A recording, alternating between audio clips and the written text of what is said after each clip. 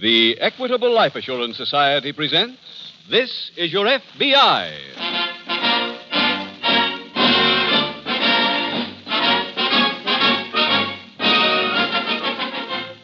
This is Your FBI, the official broadcast from the files of the Federal Bureau of Investigation. Presented as a public service by the Equitable Life Assurance Society of the United States and the Equitable Society's representative in your community.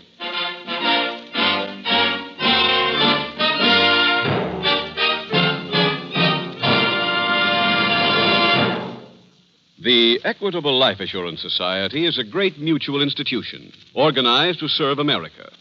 Therefore, one of the Equitable Society's major objectives is to make all possible contributions to the welfare and stability of American business, on which so many of the Equitable Society's nearly 4 million members depend. Tonight's middle commercial is addressed to people who personally own some part of the business enterprise in which they are employed. For such owners, this commercial, due in about 14 minutes, will have information from the Equitable Life Assurance Society of the United States.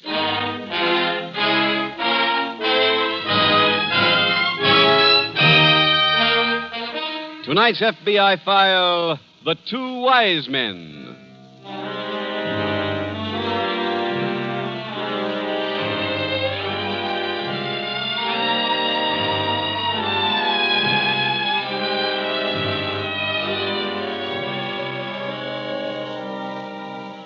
In the past 6 months, there have been almost 380,000 fingerprint arrest records added to the files of the Federal Bureau of Investigation. An addition which brings the number of such fingerprint records to the staggering total of 7.5 million.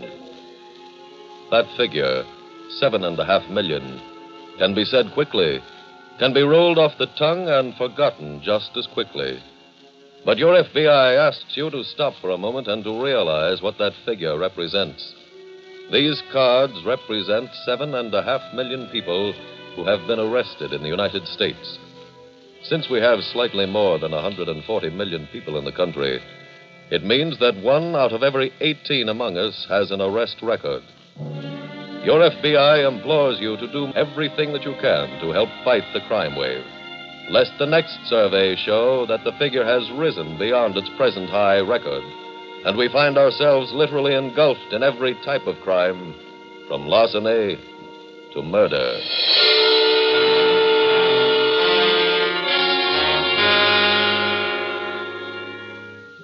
Tonight's file opens in a small Midwestern town. It is early morning. 2 men, one old, one young, are hard at work digging a hole with pick and shovel.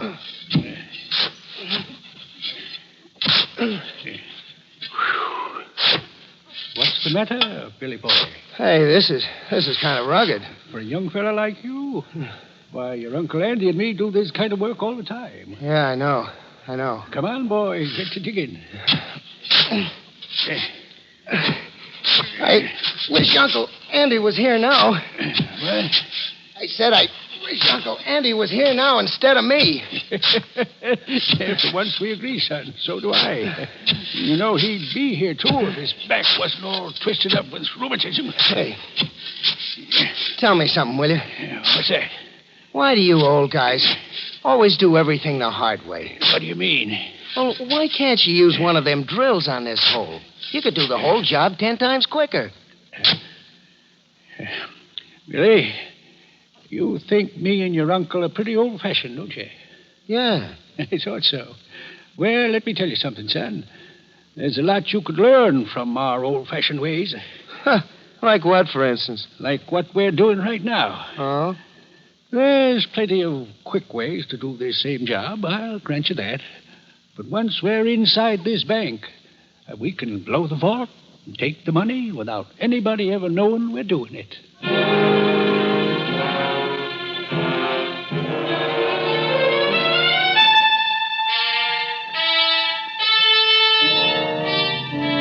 The next day, FBI Special Agent Jim Taylor picks up Agent Carl Perry in front of the railroad station. Yo, Carl. Oh, Carl, over here. Oh, hello, Jim. Hi. Come on, hop in. Oh, thanks. Good. Good to see you. Well, I must say this is service being met at the station. Look, I didn't come down here to drive you back to the office. I just wanted to save us some time. Why, what's the rush? We've been assigned to work together on a case that just came in. Oh, good. What's it all about? Well, there was a bank burglary in Centerville early this morning. 2 men got into the bank by tunneling under the back of the building. Any leads? Well, we get more than leads, Carl. We know who did it. Already? How? Well, the robbers parked their car a block away from the bank in front of a home occupied by some people named Duncan. Uh-huh. Mr. Duncan looked out the window and copied down the number on the license plate so he could make a complaint about it. And his complaint turned out to be an asset. That's right. Oh, good boy. Car was found abandoned this morning at a tourist cabin out on Route 81. We got some fingerprints out of it. Turned out to belong to a man named Roy Lyons. I don't think I know that name. Oh, that's no reason why you should, Carl. From his record, he's been a petty larceny thief for about 45 years. Well, how old is he? 63. He was working with a boy of 19. How do you know that? Well, we found a jacket inside the bank that had an eyeglass case in one of the pockets. Case was initialed WOC. Oh, lights changed, Jim. Oh, yeah. Well, we went through Roy Lyons' arrest record. Found out he was picked up a year ago with a boy named William O. Caldwell. Oh, that certainly ties in. Yeah. Yeah, I think it's safe to assume it's the same boy. We'll know in a little while, though, for sure. Why? Well, we're headed for the tourist camp where the robber's car was found abandoned. Oh? I've got pictures of Lyons and Caldwell in my pocket. Carl, if they make positive identification at the tourist camp, we can start our search from there.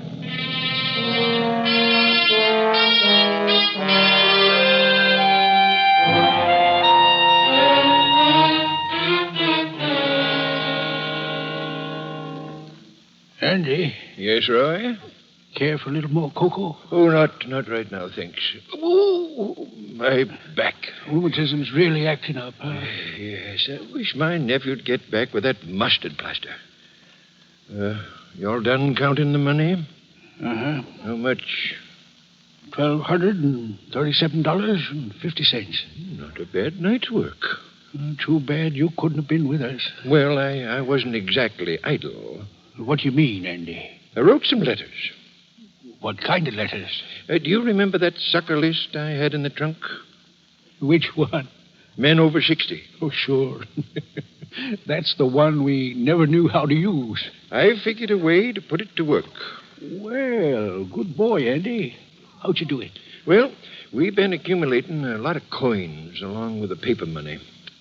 It's tough for us to get rid of it. Oh, yeah. That's why I sent out the letters. We're starting a club. What kind of a club? One of them old age clubs. Oh, I'll be president. good. You be treasurer. Fine. What's the aims of the club? We're charging $1 to join and $25 a week dues. That way, nobody will be suspicious if we get a couple of $100 in silver. Well, that's a real idea, Andy. Well, I'm glad that... Oh, darn that back. Can I get you something? Oh, no. Oh, where's Billy with the plaster? I told him to hurry. Andy, I'm afraid that boy does just as he pleases. How was he on the job last night? Kind of fresh. I don't like to say this, Andy, but he's getting a little too big for his britches. How do you mean? He's been flashing money around, being a big shot. That could get us in trouble. It sure could. Oh, I'll have a talk with the boy as soon as he gets here. Let me have some of that cocoa.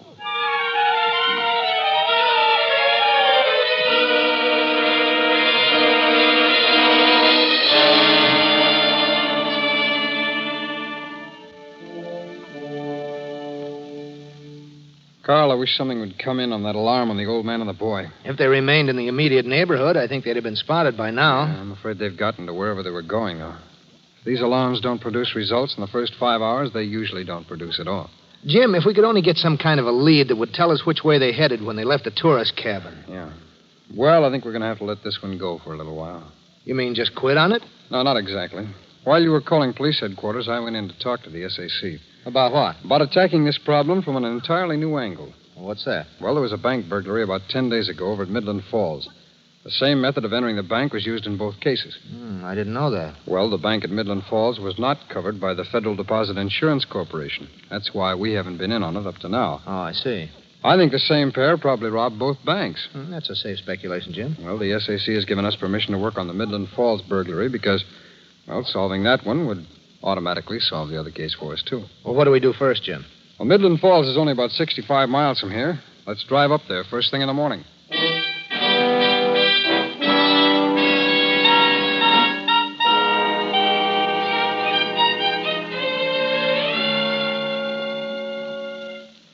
How does your back feel now, Andy? Still miserable, Roy.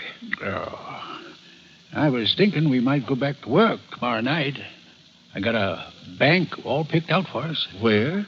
Well, coming home from Centerville the other night, we went through a little place called Bowling Green.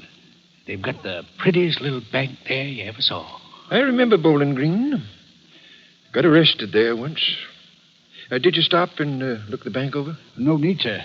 There's a vacant lot next door. Fine. Think that pipe's out, Andy. Well, hand me the tobacco, will you? Yeah, sure. Here. Hi. Where have you been? Out. Thought you went to get your poor uncle a back plaster. I forgot. Billy, you've been forgetting too many things here lately. Mostly your manners. Now, look, I don't want to hear any long-winded lectures. I'm fed up with those routines. Is that a fact? Yes. And I came home here specially to tell you that. They must be spiking the grape juice down at the pool. Huh. Very funny. You're talking mighty big, son. It's time I did. I've been kicked around by you two just long enough. What do you mean, kicked around? I've been doing 50% of the work. For 50% of the work, I want 50% of the money. Look, son, we brought you into this combination strictly as an apprentice. That is right. And we tried to teach you all we know. What do you think I could learn from old-fashioned jokers like you? Oh. You're 50 years behind the times, both of you. Then why do you work for us? I'm not after tonight. But before I pull out, there's one thing we got to get straight. What's that? The payoff from last night. I want half. You may want half, son, but you ain't getting it. I got a gun here that says I am. Well, Now, where'd you put the money? Put that gun away, son. It might go off and scare all of us. Look, I'm on the level about this. Roy, I believe he is. Now, get me that money. You better do as he says, Roy. Very well. Oh, good work, Roy. Get his gun. Right. Oh, well, what happened? Pull the rug out from under you, that's all. That's one of them old-fashioned things you was complaining about. Come on, Andy. Let's tie him up.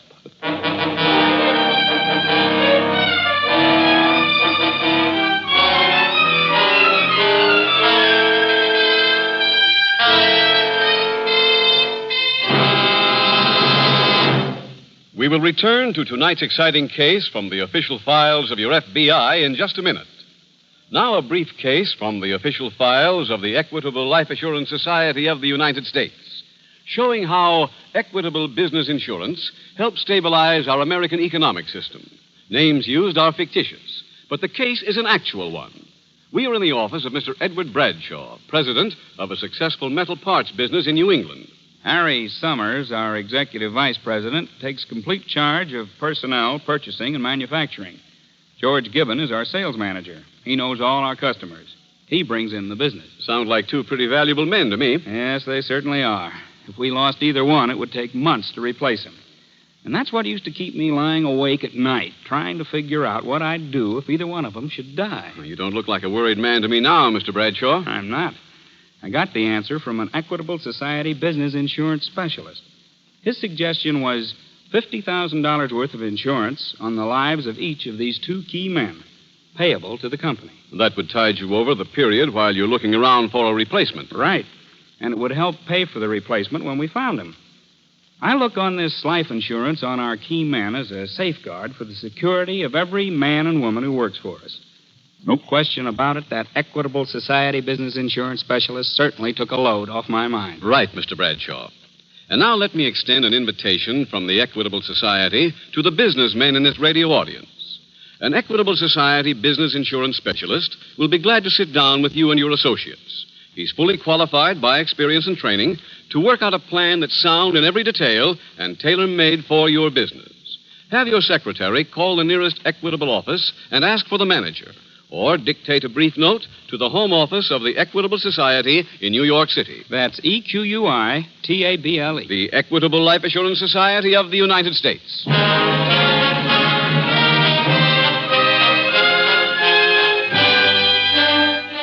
And now back to the FBI file, The Two Wise Men.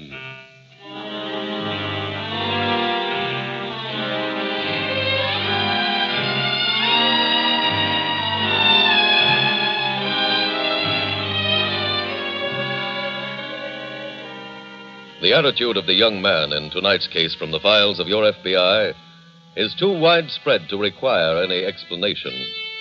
It is almost one of the prerequisites of youth that they think they know how to do things better than those who are older. And, as you have seen, that attitude is as true among criminals as among law-abiding citizens. The young man you have met, unfortunately, is representative of the dominant age group among those who have been arrested since the first of this year. According to the FBI survey mentioned earlier in this program, the highest frequency of arrests occurred in the 21, 22, 23, and 19-year-old groups in that order.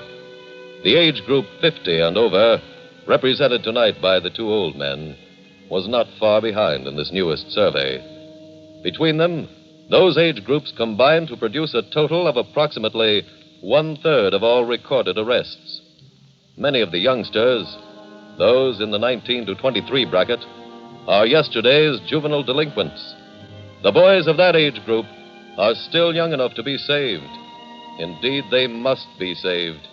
For if society should fail them entirely, they will soon cease to be yesterday's juvenile delinquents. Instead, they will be tomorrow's hardened criminals.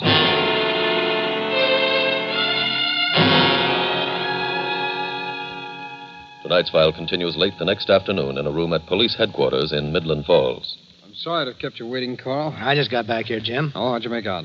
Well, after I left you, I went to the bank. Uh-huh. They couldn't give us much information, which we didn't already have. But I did get this nail puller. No? From whom? From Mr. Crawford at the bank. It was left in the vaults the night of the burglary.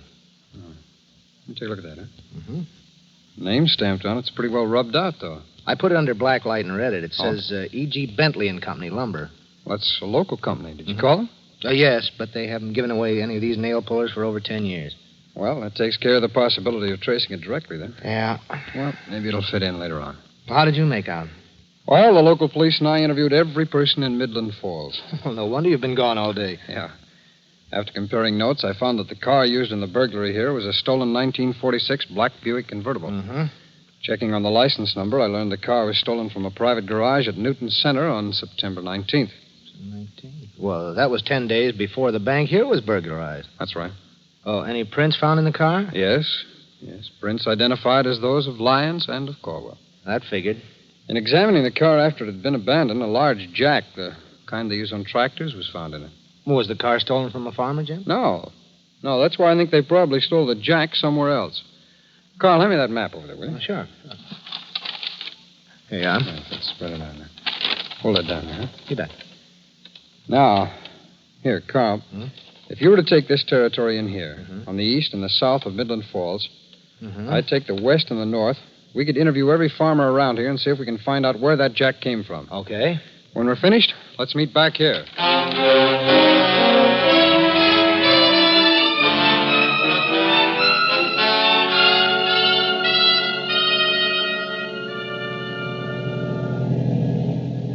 You know something, Roy?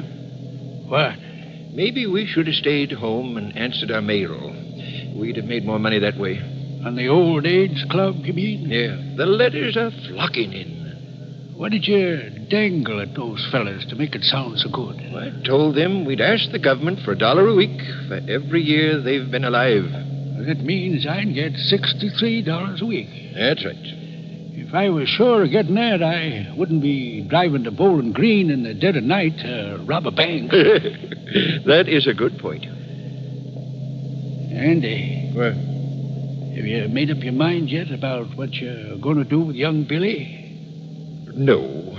It ain't going to be practical to keep him tied up in the bedroom too long. I know. What would you do if you was me? That's easy. I'd kill him.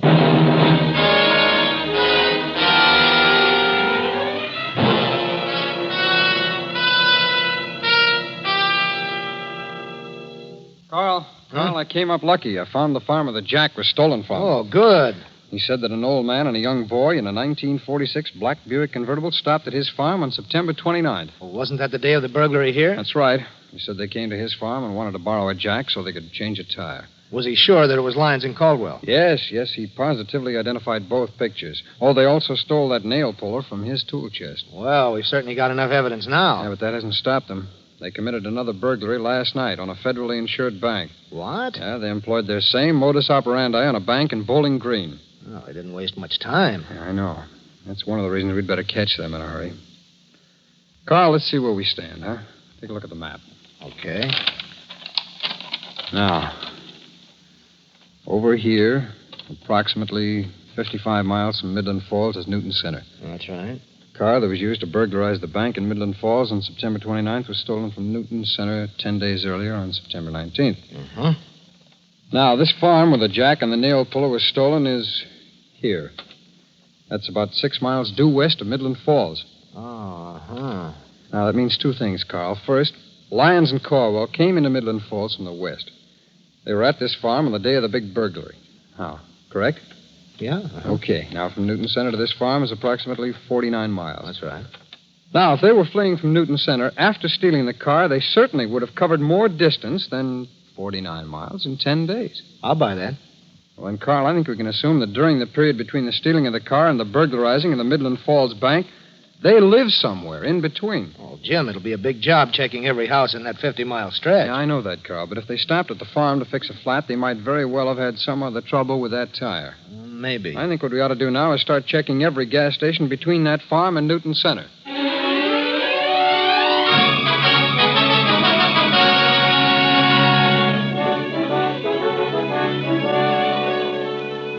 No luck here, Carl. We've covered 25 miles already. Yeah, I know that. They couldn't have had too much trouble with that tire.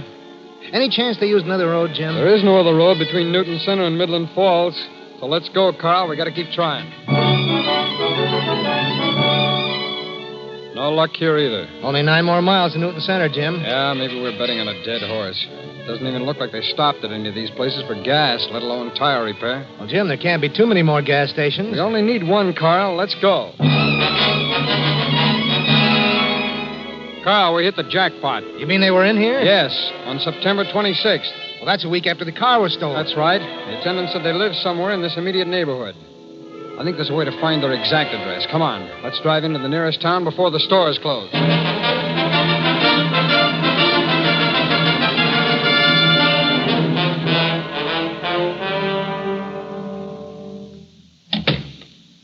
Who's that? It's me, Andy. Oh, where have you been? Just took a little walk. Thought I'd leave you alone so you could make up your mind. About what? Your nephew. Oh, that was real thoughtful of you, Roy. Well, after all, the boy is your flesh and blood. I knew it'd be hard for you to decide. You made up your mind yet? Uh-huh. What did you decide? Don't see any way out but to kill him. Oh. But, Andy, I don't want you to do it. Huh? You're too old to start killing anyone now. Oh, I'm not going to. I call that young fella Green. He does that type of work, you know. I've heard he's a nice, polite young fella. Yes, I like throwing a boy like that, whatever work I can. This will be good experience for him, too. When did he say he'd be able to take care of it? We promised he'd be over later this evening. Oh, fine.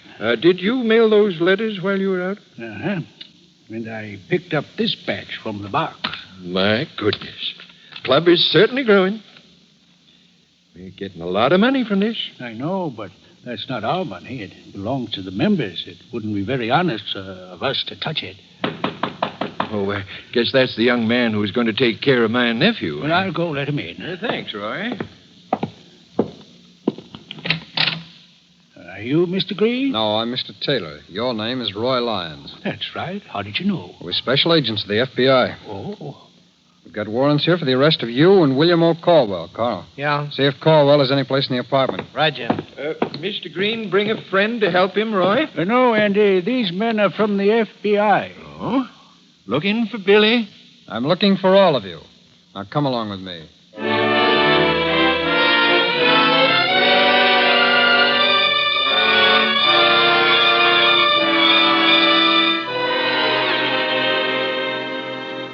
Andy Spencer received a 50-year sentence for bank burglary, and Roy Lyons and Bill Caldwell received 25 years each. Once the two special agents of your FBI were able to determine in what vicinity the trio of bank burglars resided, they were able to use an earlier clue, the eyeglass case bearing the initials WOC. The optician in that particular neighborhood identified the eyeglass case as having been delivered to William O. Caldwell, and he supplied young Caldwell's address. Caldwell's subsequent confession closed the files on all three bank burglaries. And thus your FBI was able to prevent the further looting of banks in which you have your money deposited by this calculating trio. Tonight's case illustrates to what length the special agents of your FBI will go in protecting your property. For in this investigation, in a period of 72 hours, they interviewed not only every resident of Midland Falls, and that included every man, woman, and child, but also every farmer in the territory for 6 miles around Midland Falls, and then every gas station attendant along a main highway for a distance of 55 miles. That is hard work, but the special agents of your FBI have been trained to realize that the only way to investigate a crime is to do it thoroughly. And in almost every case, that means hard work, more hard work, and still more, until the criminal is caught.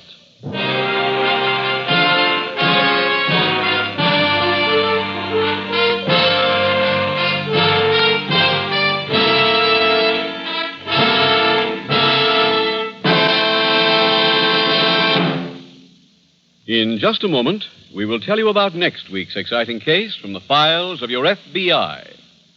Now, one last word about business insurance.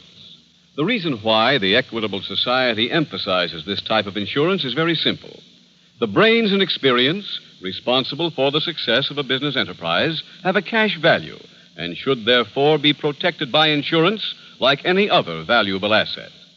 Equitable Society representatives have worked out plans for all types of business, from progressive corner stores and successful law partnerships to large organizations with thousands on their payrolls. Plan now to enlist the invaluable help that is yours for the asking from a trained business insurance specialist of the Equitable Life Assurance Society of the United States.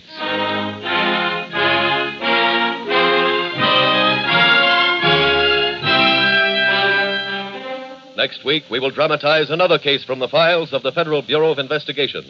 The story exposing the clever hoax perpetrated by a trio of expert con men. Its subject, fraud. Its title, The Gridiron Swindle.